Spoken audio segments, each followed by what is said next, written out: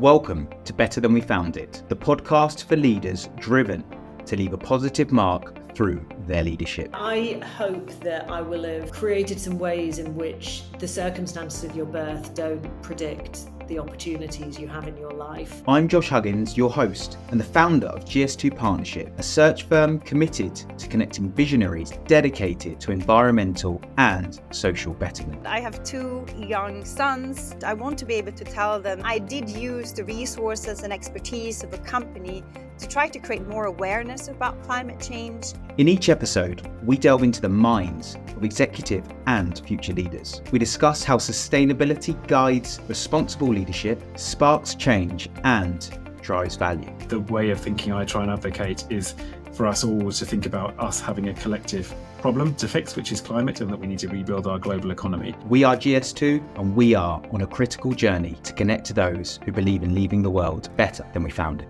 Hello and welcome back to another episode of Better Than We Found It. On today's show, I'm delighted to be joined by Julia Kessler. Julia is the CEO and co-founder of Nix Kix, the healthy, alcohol-free drinks brand with a zing. And that zing is a spicy shot of cayenne pepper. So on the show, we unpack the journey of creating Nix Kix, following Julia's career in corporate IT and technology world. We understand how sustainability has been embedded into everything that they do, from their B Corp certification through to the way that they engage with their supply chain and the retailers. And we also understand some of the lessons that Julia's been on that journey, taking the step from a corporate world to becoming an entrepreneur and developing her own organization. So I hope you enjoy the episode and take something away from it, and let's dive right in. So Julia, welcome to Better Than We Found It. Thank you. Excited to be here. Excellent. So I have just done a mini introduction to you, but I'm sure I haven't done it very much justice. So would you mind giving an overview to the audience of who you are, a bit about Nix Kix as well, and the organization? Absolutely. So my name is Julia Kessler. I'm the co-founder and CEO at Nix Kix, and we started a healthy drinks beverage company with a zing from cayenne to disrupt the mundane and bring a little bit of excitement to the soft drinks industry. Excellent. Well, I'm keen to get into it and to hear much more about the organization. But as I like to delve into, and given my recruitment background, for me, the leadership journey and story is one that inspires me. So could you share a bit more about your background, particularly in technology, and what inspired you to make the transition to founding Nix Kix? Yeah, absolutely. So yeah, as you just said, my background is actually in tech.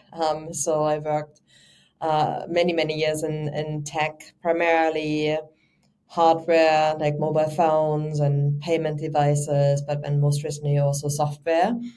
And it's a really exciting industry. Things are moving really fast, especially in those early days when I was working for the industry, because we had new mobile phones coming out every 5 minutes, with different form factors and keypads, and it was a really exciting time. Now every phone pretty much looks the same.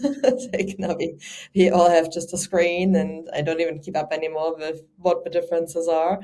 So it was a really exciting time, and I learned how to scale and launch products really quickly, how to bring new ideas to the market, and that is across Germany, UK, and then most recently I was head of EMEA for a big tech company from the States.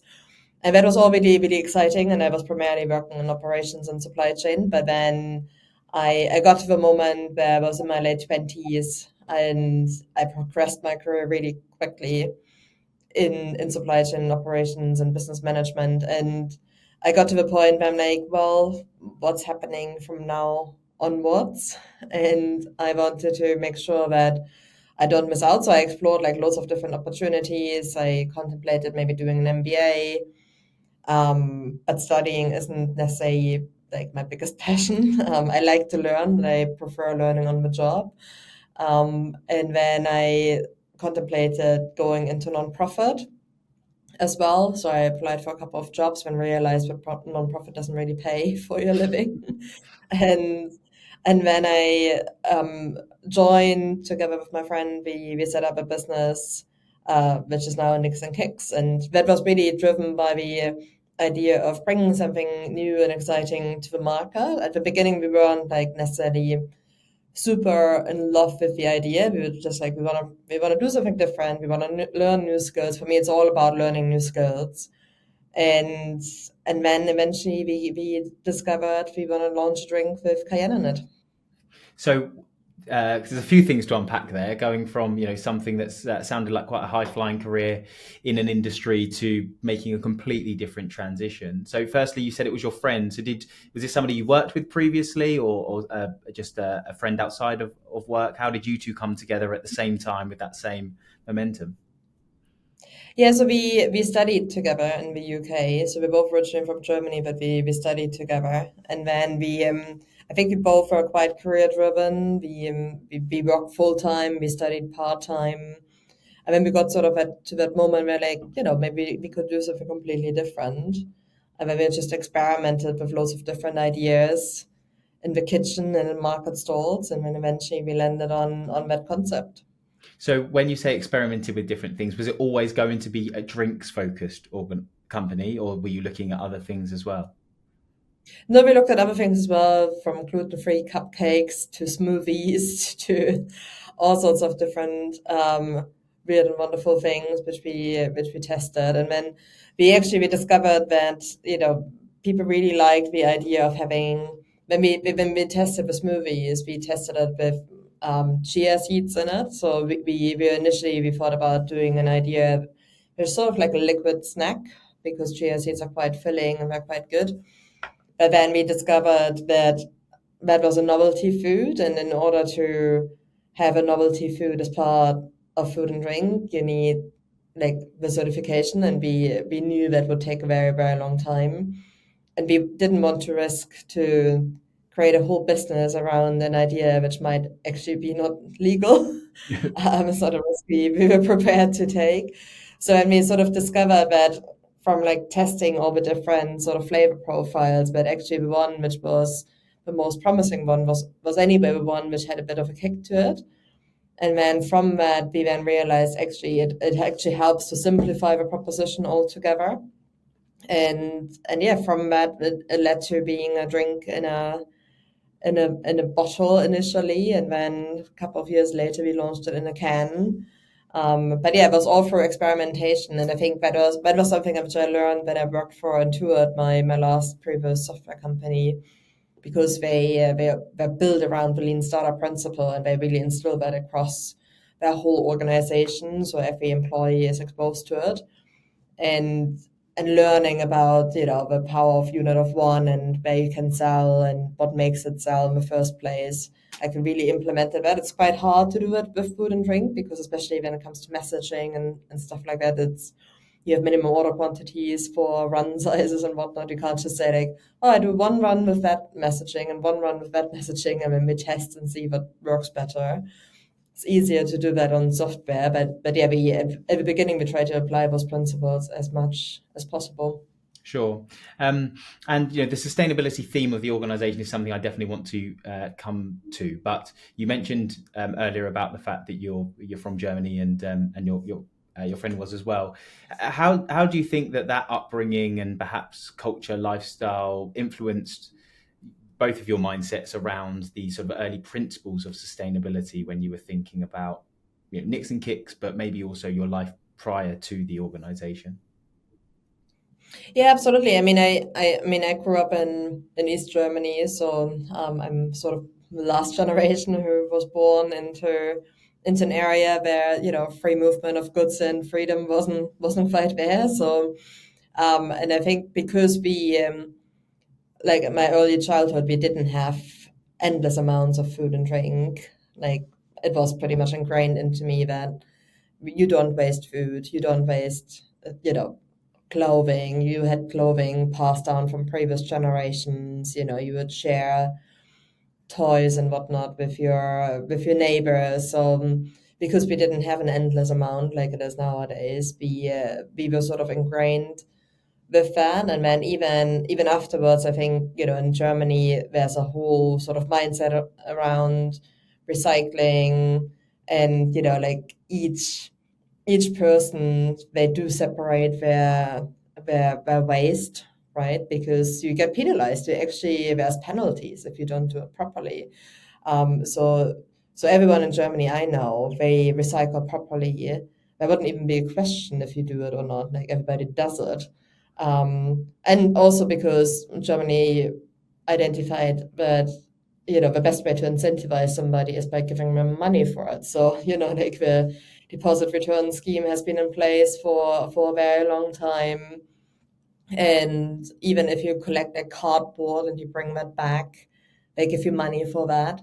So they have understood that in order to incentivize people to do it properly, or like rubbish, if you put things into your rubbish which is not meant to be in there, they won't pick it up. As simple as that, they just won't pick it up. So I think when I came to the UK, I was quite shocked to see that that's not the case. I think it's also, I lived in London in loads of different boroughs, and like each borough obviously has a different way of approaching recycling. So I'm not surprised, but it's really hard to get your mind and head around it. So for us, when we set up a business, for me it was always very important that we do it in a much sustainable way as possible and reduce food waste. So that's why initially when we had that smoothie idea, one of my biggest concern was waste, because they have a very, very short shelf life. Even if you can extend it by a bit, it's very short. And wastage would be humongous, because at the beginning you don't get your forecasting right. So now we have it in a can, and we have a very, very long shelf life on it. And I'm very thankful that our waste, over the course of 10 years has been very minimal. Sure. I understand. So tell me more about this recycling, I suppose, mindset in Germany then. So is it standardized across the country that it's the same for everywhere, or is it regionalized, this approach? It is also regionalized. I mean, you have 16 states and probably 16 different ways of doing it. But in general, recycling for food and drink is standardized, as in like, for drinks in a carton, or drinks in a PET bottle, or drinks in glass, you have deposit return on it. So Yeah. you buy it. And for the German consumer, they just know that is how it works. So they buy, a carton of 12 cans, and they know that they have to pay 12 times 25 euro cents on it. And then they bring it back to the retailer and recycle it. And then they get their money back. Sure. And that concept just works. Yeah, for sure. Well, I grew up in the borders of Surrey, Hampshire, and Berkshire. So I had friends in all the three counties, and I lived in Hampshire. And going to different people's houses, there would be different ways that the bins would be different colors. You wouldn't know what goes in where, and it's confusing. And I don't think it's much better now. So I think certainly some consistency would be very helpful for the industry to pick up. It's a big bugbear of mine. But moving on to Nix Kix then. So you decided to launch this organization. What are some of the key challenges that you faced in those early years of developing the organization? I suppose particularly, I would think. I'm thinking now more market entry. There are lots of organizations that are coming into this sort of soft drink place. How do you think about kind of product development, market entry, making sure that you stand out amongst the others? Yeah, so for us, I mean, when we started the business, and we designed the product with the mindset of like, Nix in German means nothing, and that is because from the get-go we want to make sure that there's nothing artificial in it, there's no added sugar, is vegan. So we made sure our end-to-end supply chain is vegan, and then the Kix element is from cayenne. And the reason why we are using cayenne is because when you strip out all the bad stuff out of a drink, you are left with no mouthfeel.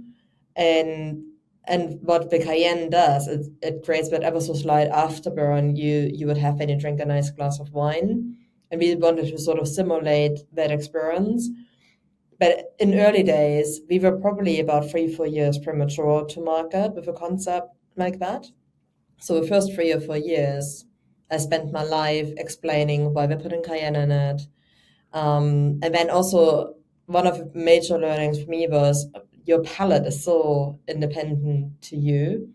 Like it's it really depends on how you were raised. Like, did your parents experiment with flavors, and as a child you were exposed to it? What sort of age you are in, because there is a reason that younger demographics they like really sweet stuff, and as you grow older your palate is changing. So that is why people like more savory things when they get older. So it's really, really difficult. And we would sample an event, and there would be people from, I don't know, South Korea, and they would find it too spicy, and then you would give it to somebody from Jamaica, and they're like, oh, I can't taste it. It's like it's so individual, and I think that was one of the hardest things. And also like the amount of people who said to us, "Have you thought about making a drink without cayenne?" And I think that is the hardest bit, because um, we always said no, we won't do that, because when you're just becoming a Me Too product. And I think one of the main reasons why we've been running for 10 years coming up this year is because we haven't shifted from that initial idea of like we're making a drink with a zing. Like that is what we want to be famous for. We want to be famous with a drink with a zing. And that's it. We don't want to just then pivot into like completely different aspects. And I think the drinks companies who come to market now, and they're just trying to be, I don't know, a better cola or a better lemonade, they're gonna struggle, because is it differentiated enough? Would a consumer pay 50-60% more for a drink they can get, from a major brand cheaper, especially in the current times? I probably wouldn't, but I think for us, like the fact that we are quite well known now for being the drink with a zing, and we're cutting through that noise. We don't try to be anyone else but us, and I think that's the reason why we are so successful. For sure. And you mentioned when we first spoke, and it was one of the reasons why I connected with you, is the fact that the business is a B Corp, and that becoming a B Corp was a pretty natural progression for you. Can you elaborate on the process from your perspective, and I suppose what it's meant for the organisation? Yeah, absolutely. I mean, I think initially, when we learned about the organization and when we learned about the process, it probably took us, frankly, a couple of years to make a priority, because it is quite a lot of hard work. You know it. It's like it's not as easy and straightforward as people may think it is. And with the diligence, which is all right, like it's all for the right reason, but it is intense. Yes. So we parked that for quite a few years, and then but once you commit, you have to commit, right? You can't just then be like halfway through it, like, oh no, can't be like I have other priorities. So, but what we learned is that actually the process was easier than we thought it would be, because we didn't have to make too many changes. Like our carbon footprint rating for my emissions was the best for a canned product in the industry, and we achieved that without, what a lot of other companies do. They offset, right? They offset by things which I find questionable, like, we're buying a couple of trees in Africa, or that is how, and they're using their profit. And, we all know it, in the first couple of years, you don't make profit. So we didn't ever want to, and I think that is something which for me is really important. Like authenticity and being honest is so important to me. And I didn't ever want to create something which I can't stand behind. So when we started working with my emissions, and we had such great rating, and then from a diversity and inclusion aspect in our business, the way we run it, we have got really great ratings. So we got a really high mark without having to put loads of extra things in place. So that was really nice. And I think that was just a testament to, we do it for the right reason. We just want to run a really great business. And then getting recognized for it with B Corp is great. But I think anything other than that would have been difficult, because if I would have to like reinvent something just to fit a box, or just to get higher points for the sake of it, I would have been like, no, it needs to feel honest. And I think also when you're a leader, like I can't go out to my team and be like, oh, let's now all do this. And we're like, Mm. why? It didn't do it yesterday. Yes. Yeah, I get that. It's I suppose it's one of the reasons why when I was setting up GS2, I wanted to ensure that the fundamental principles that the business was built on focused around, the core to them were elements of the B impact assessment, and that's why when I first set the business up, we went down the pending route, because of course B Corp is a look back at what you have done previously, whereas if you're in your first 12 months of operation, you have no prior history, so you have to talk about what you will do. But just going through the process, and for those that haven't, I think it's a really interesting business planning tool and exercise to just understand things that are perhaps can be material to the business that maybe you haven't considered before. And there were certainly elements of it in when we did it early on that we found would probably have been things we wouldn't have set up at the beginning of the business if it hadn't been for B Corp. But because it was the first time we were doing it, and therefore we could do it the right way, we weren't having to then go back and undo things like you mentioned to change things. Actually, the fundamental principles of the business were there. So I definitely recommend everybody looks at the B Impact Assessment, because you can have access to it and it's a good business planning tool. But I also think you're right, if it can be natural, it's much easier, because as a service provider business, it was intense and tough for us, but I can't imagine doing it with the supply chain and the other elements of it. I'm sure it must be very, very difficult. But what has it meant for you, that certification, I suppose, and how has it impacted the brand and business operations, both on a domestic level and perhaps internationally as well? Yeah, so I think with B Corp, what I found is that it didn't make a massive amount of difference in terms of consumers. I think B Corp as an organization needs to do a little bit more for their own brand awareness. But then when it comes to trading, what it's really nice about it now, if I go to somebody like Tesco's or Coop, they, by being a B Corp, they ask me less questions about, how do you run your supply chain? Are you sustainable? Are you ethical? The minute you say you're a B Corp, they're like, okay, they got verified, done, tick, right? I just know I work with a really good business, because it's on everybody's agenda now. Everybody wants to work with great, sustainable businesses. And by being a B Corp, your customers, they just know that you are. And I think the other bit where it was really, really helpful for us is hiring talent, because by being a B Corp, the talent, they know that you're a good run, ethical, sustainable business, and you're also looking after your profits. So like it's a well-rounded proposition. And we had so many applicants who, specifically said that the reason why we applied is because you are a B Corp and you're female founded. And it's like two things which are really important to me. For sure, yeah, absolutely. I think there was the article, I don't know if it was last year, from one of the big four, but it was talking about the fact of job seekers making, I think it was something like a quarter of job seekers making or taking sustainability serious enough to affect their job search process, and either looking into the credentials of a new organization or perhaps being put off by their current organization through sustainability practices. So absolutely, and we've seen that internally for our own business when we're attracting talent in recruitment, that people want to work for a business that does good, which is great. So you mentioned there about Tesco and Co-op, and I know from the conversation that we've had and some of the reviews of the work I've been doing, that you've had some major success with major retailers, both in the UK and internationally. What strategies do you think, other than B Corp, have been key to that success, and taking something that's an idea, I suppose, at the early stage to something that's embedded into some of the leading retail organizations in the world?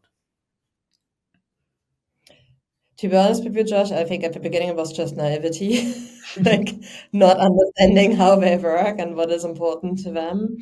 Like, when I now look back, like we were so naive. We thought like all they care about is obviously having a great product on shelf. I mean, what else would they care about? I knew nothing about margins and rate of sale expectations and promotional strategies, and I knew nothing about that, right? Frankly.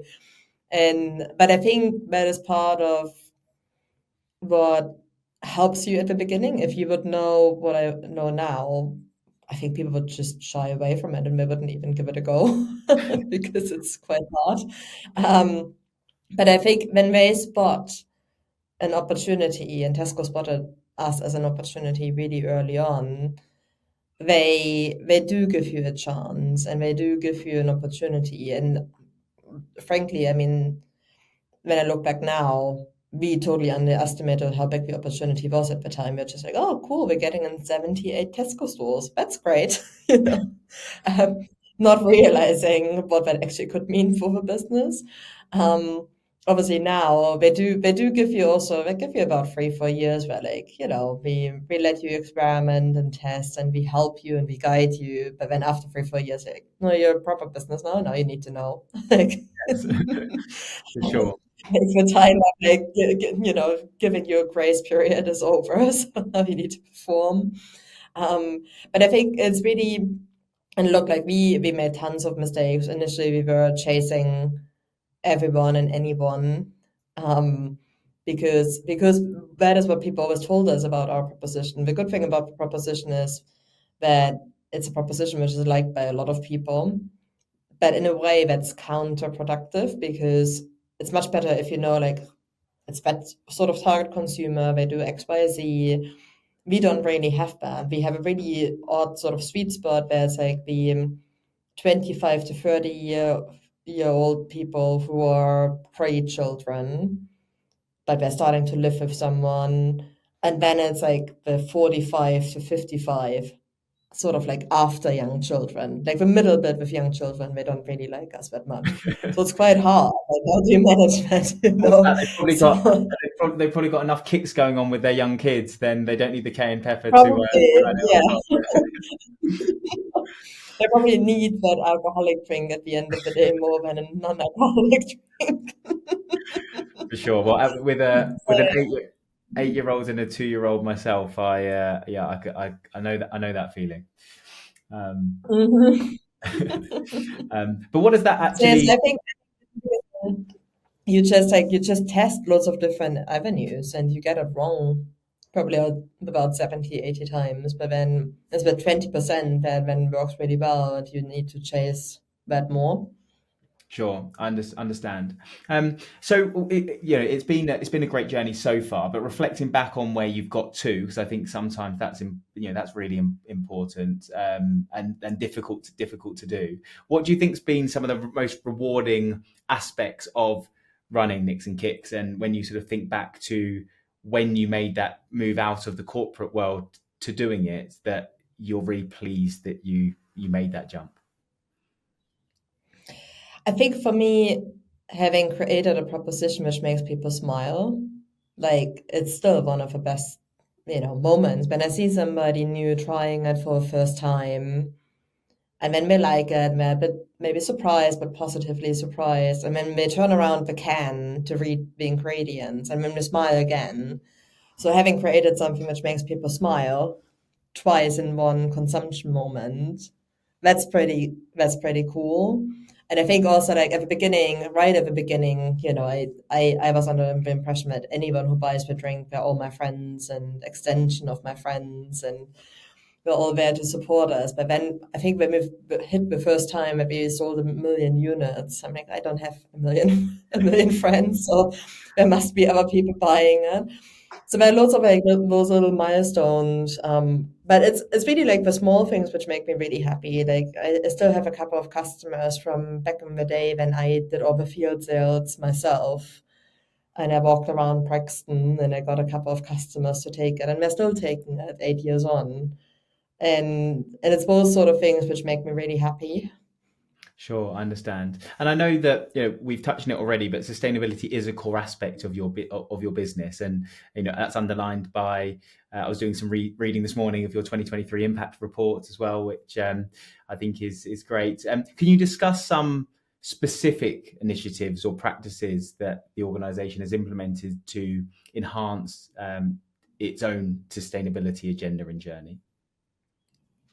Yeah, absolutely. So I think one of the key things we've done is obviously all around the product. So with that, we've done quite a few things. So what most people don't know is that actually canning in the UK, it's not a legal requirement to not have a microplastic lining. So the can, by default, normally they have a plastic lining inside, which is because otherwise the acid of the product will contaminate or like interfere with the aluminium. So you need to have a lining in there. But in France, it's actually illegal, and we partially driven by the fact that we're having a global mindset, but then equally also it prompted us to then think about it.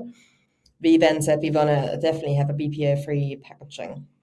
So we're one of the only canned drinks providers in the UK who have BPA-free packaging, because when people buy a can, they wouldn't associate plastic being part Yeah. of it.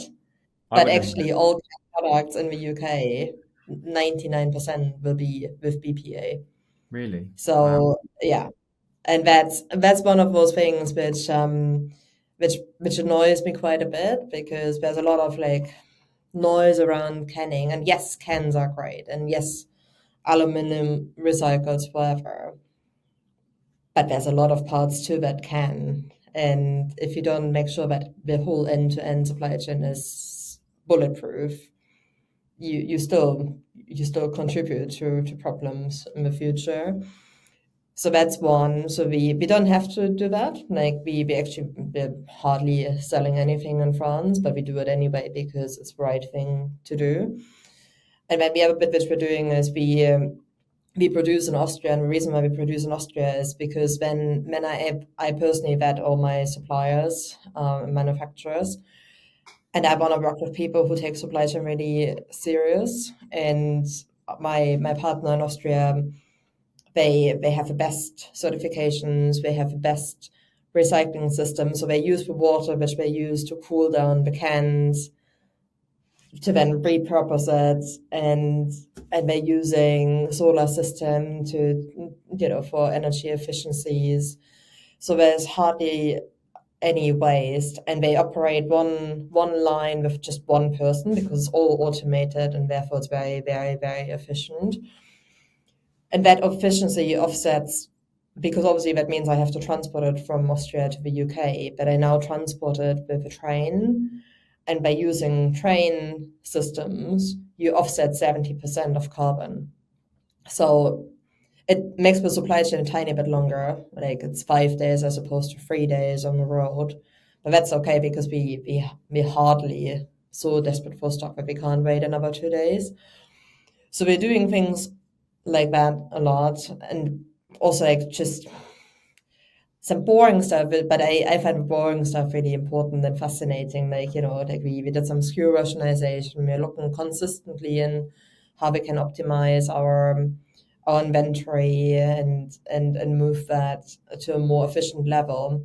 Because it's really both production and supply chain efficiencies, which help you save money. So it's not just a sustainability benefit. It helps you save money, and off the back of it, it also makes you more efficient and therefore it's less waste. Sure. So I think that's on the product side, which is like for me, like that's one of the most important aspects, because that is where we have the biggest contribution. Understood. When you mentioned around the can, firstly, I wasn't aware of that with the plastic inside. So thank you for sharing. But when you were then talking about, I suppose, like the decrease in cost on that regard, is that more expensive for you to have to find a supplier that creates the cans without it, or is that Yeah, so it is a little bit more expensive, but it's marginal. And for me, I just feel better. I barely, if I can avoid it, I wouldn't drink out of a plastic bottle. So I drink out of refillable aluminum bottles. So I do whatever I can to avoid overconsumption of microplastic. So I wouldn't feel good creating something which would do potential impact for consumers. Sure, I understand, and of course, as a small organization, you can take that measure and make that decision to pay a slight bit more to get that product line that I'm sure does make a difference for some of the consumers you have.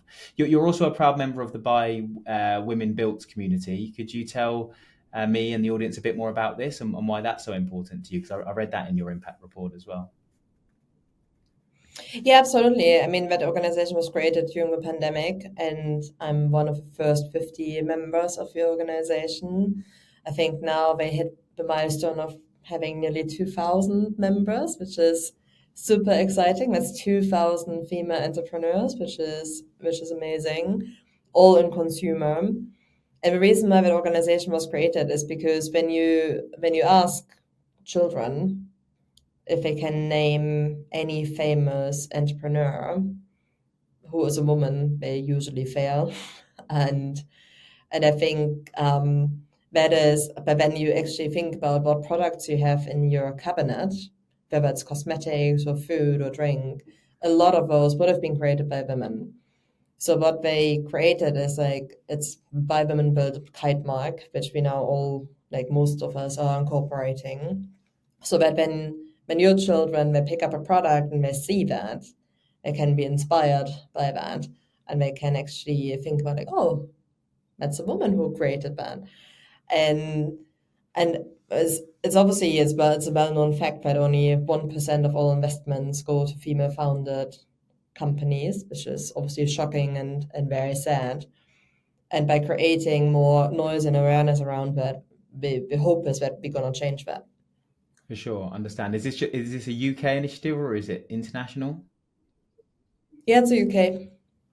Sure, excellent. Well, yeah, I definitely encourage any listeners to look at that as well. As a small business owner, and maybe as a small female business owner, what advice would you give to others who are looking to lead a business, but also to embed sustainability into their business models, but perhaps they don't know where to start, or they're perhaps uneducated in what they should do? What would be some tips you would give them?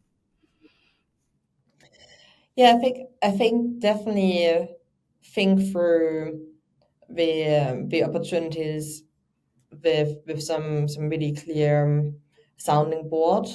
So as an example, like I've been asked by many clients to create a 4-pack, right?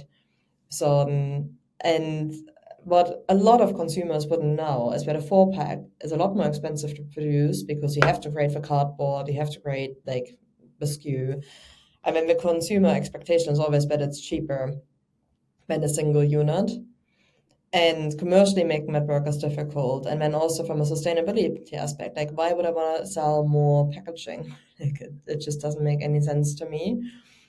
And I think you just need to surround yourself with people who can be a good sounding board for that. I'm not saying it's never a good idea to do it. There might be really good ways to make it efficient, but then think through your minimum order requirements, and like there's a whole long list of things you need to consider before you do it.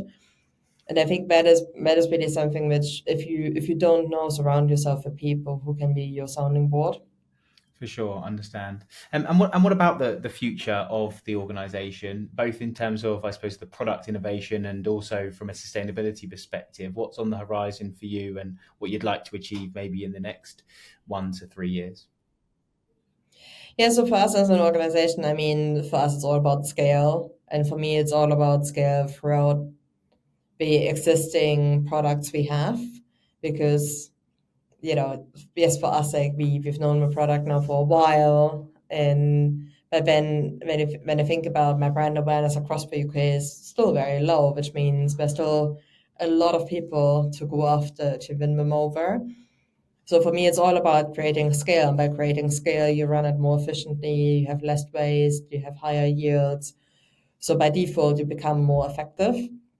So that's on the product side. So for us, it's not so much about innovation, it's more about driving scale for the existing product range we have. And from a sustainability aspect, by doing that, so I reduced our range from 15 SKUs down to now effectively 10. No, actually, that's 15 products. So we have, because we had cans, small glass bottles, and large glass bottles. So in terms of amount of SKUs, we probably had about 22. We're now going down to 10. And even by doing that, your warehousing requirements are less, your product on the road becomes less, we need less warehousing. So it's all run more effectively. It removes the need of shipping product from A to B to C. So it's all about driving efficiencies through the things we already do and just condensing them. And how do you see the market for these non-alcoholic, kind of health-conscious beverages evolving over the next few years? And I suppose how you're positioning yourself to align with those trends or changes? Yeah, so it's an interesting one because I think, yes, there are definitely, I mean, the younger generation, like I have people working for me who are, don't know which generation, how you would label them. I don't believe in labels, but they're younger. And they definitely, like my generation, we would go out to the pub after work and have probably one or too many wines. They are intentionally going home to go to the gym or live a completely different lifestyle. They're going home to cook a nice meal from scratch. So I can definitely see the shift. And I think with non-alcoholic, I went to a conference recently, and that younger generation, because they don't drink from the get-go, trying to sell them a non-alcoholic version of an alcoholic version doesn't work because they never tried the alcoholic version to begin with. So the way you sort of target them and talk to them needs to be completely different. So there's definitely a trend, but I don't know if a trend is necessarily like, oh, I'm going to start selling loads and loads of non-alcoholic wines and beers and spirits. Our generation, yes, because we have that association, we know what we're looking for in terms of flavor clues. But the younger generation who don't even drink it, like for them, it's actually meaningless. So it's a really exciting moment to think about that new generation, how you actually address them. Absolutely. Yeah, for sure. Well, thank you for sharing that. So I've got a few quick fire questions, if that's okay, that I'd like to pose to you. So I'd like rapid answers, if that's okay. Firstly, and most importantly, what's your own favourite flavour of Nix Kix? So mine is watermelon hibiscus because it tastes like summer. Great. What do you think is one small change that everyone can make to be more sustainable? One small change is carry around a refillable water bottle. Who's your sustainability hero and why? David Attenborough, because I think he just raises awareness of what's going on in the world. What's the most innovative, sustainable product outside of Nix Kix that you've seen recently? So there's a product in Germany called Vegans, and they created oat milk sheets because oat milk in a carton is 97% water, and what they created is a sheet where you can just add water to it, and then you make your own oat milk. Wow. I know it's quick fire, but so how does that actually work? That you buy the sheets and then You buy the sheet and then you blend it with water. It even foams. So they have a barista sheet, and it basically is like, think about like the old style milk powder ish, Yes, right? yeah, But that pressed together, and I just think it's like absolutely amazing. It reduces carbon footprint. It's super sustainable. yeah, for So sure. yeah, I love What's it called? Vegans. I send you a link to it. Yes, please do. Yeah, I'll put it in the show notes as well. So if anyone's interested, they can have a look at it. What's your favourite way to reduce waste in your daily life? I think what I do is I cook with most of my ingredients I have from a fridge, and I intend to only go shopping when my fridge is nearly 80% empty, because then it forces me to really use up all the ingredients before I buy new ones. For sure. What's one sustainability myth that you'd like to debunk? I think the main one really for me is that individual actions don't matter, because individual actions, they can influence each other, they can create a ripple effect. So don't ever think that an individual action wouldn't matter. For sure. And what's your proudest sustainability achievement within Nix Kix? I think really making that simple change of switching from road transport to train transport, and by default saving 70% of carbon footprint. Excellent. So, by the end of your career, Julia, what would you like your legacy to be to show that you've left the world better than you found it? That's a really great question. So I think for me, I'd like to, my legacy to be that I empowered people with knowledge and inspire them with action towards a more sustainable world and just think through things a little bit differently. Excellent. Well, I'm sure there's lots of people listening that have dying to get to the shops to try this cayenne kick. Which retailers would you recommend them to go to that stock the product right now? And I'm sure also you have an online store, perhaps. We have an online store. You can also find us on Amazon, Ocado, Tesco, Co-op. So yeah, please do get in touch and we can point you to your nearest stockist. Brilliant. And if people are keen to reach out directly to you and connect, are you happy to do so? And if so, where would be the best place for them to engage with you? Probably LinkedIn. Great. Well, again, I'll make sure that your link to your profile's in the show notes. Well, look, thank you so much for your time today. It's been wonderful to hear more about the organization, the journey, how you've embedded sustainability to not only create value in the organization, but also to create a shift in the way that the industry works. So I really appreciate it. It's going to be great to continue to watch the journey and the scale that I'm sure you will bring.